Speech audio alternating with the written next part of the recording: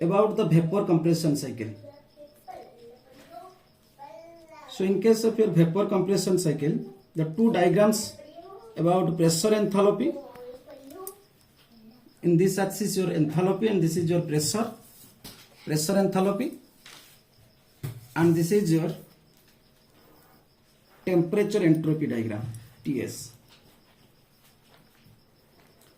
Generally the pressure enthalpy diagram in your temperature entropy diagram, that this point is known as your critical point, and this is known as your saturation liquid line, and this is known as your saturation vapor line.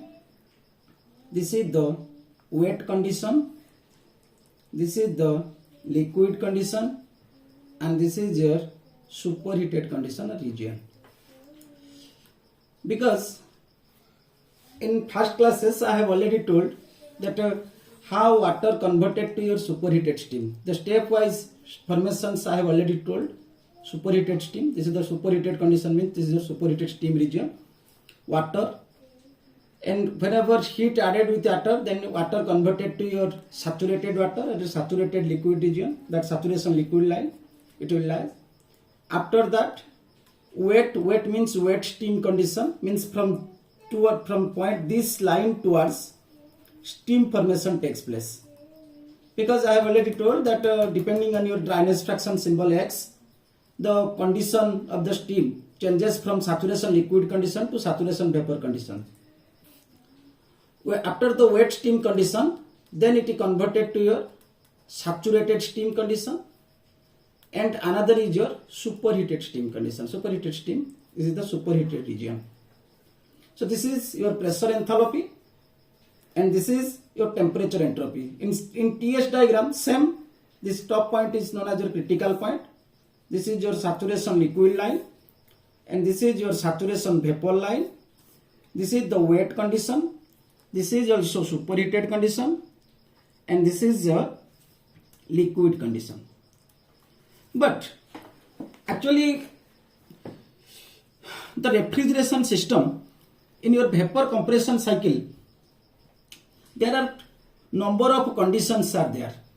Because I have already told you the most important parts in your vapor compression cycle, that first is your compressor, then your condenser, then expansion valve or your throttling process, and another is your evaporator.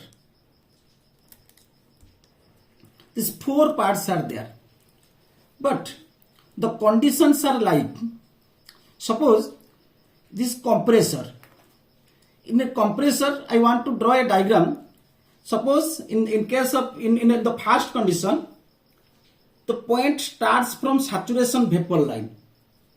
I mark a point here, saturation point line. This is your 1 to 2, and then this is your 2 to 3. 2, it touches to saturation line. 2, I can mark a line, another point 2 dash. This is your 3, and then your 3 to 4. And then I mark a line 4 to 1. So that this diagram, whatever the lines, this 1 to 2, that is your compressor. 2 to 3 indicates condenser. 3 to 4 indicates that is your expansion, and 4 to 1 indicates evaporator. In case of your condenser, heat rejects. In case of your evaporator, refrigerants abstract heat from the substance. So these conditions are there, and this is your compressor, and this is your expansion. That same diagram I want to change here. 1 to 2, this is your compressor, because all of you know that compression process is your isentropic process. Isentropic process means that your entropy remains constant. So we can mark a line 1 to 2, straight line, entropy constant. And then the another line will be this much, 2 to 2 dash, again it changes to 3, then this is your 4, again I mark 4 to 1, this is a straight line. So same diagram, this is one of the condition that saturated vapor before compression. If before compression your condition is your saturated, then the diagram will be this type. Because actually another conditions are also there.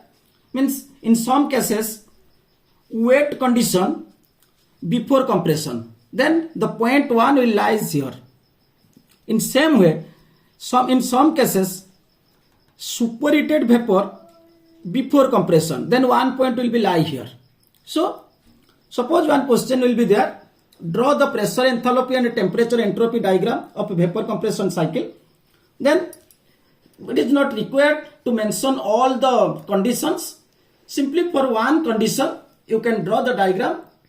This type your pressure enthalpy and this type your temperature entropy diagram. Thank you.